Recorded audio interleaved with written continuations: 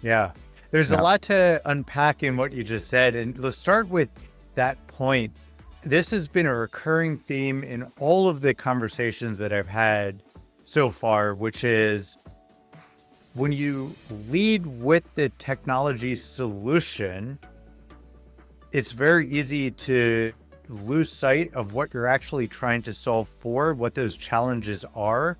And then you also tend to miss the adoption side of the curve.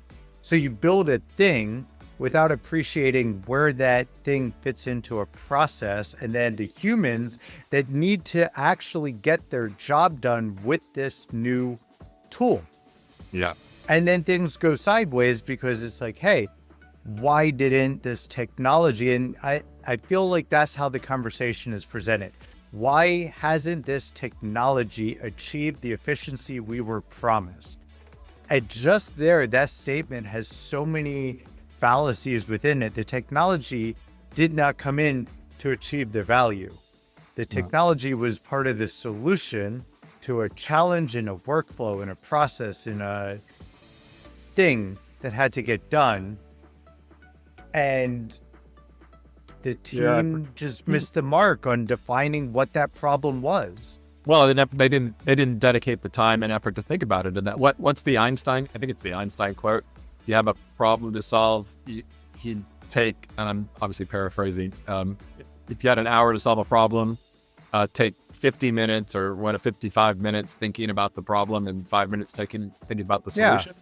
I think too often, what we see in enterprises, especially when you're talking about a bright, new, shiny, exciting technology, is you spend all the time focused on the solution. And by the time you get the solution deployed, either the one you built doesn't necessarily solve the problem, or you never even define the problem, Exactly.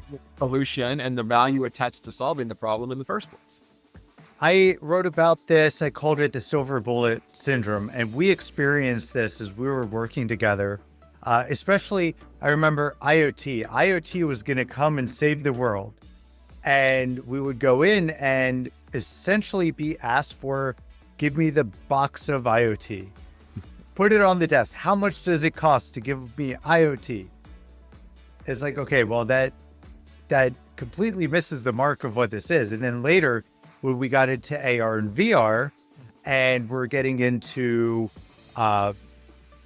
changing the way that inspections were done or assembly, equipping the manufacturing floor with these virtualized instructions.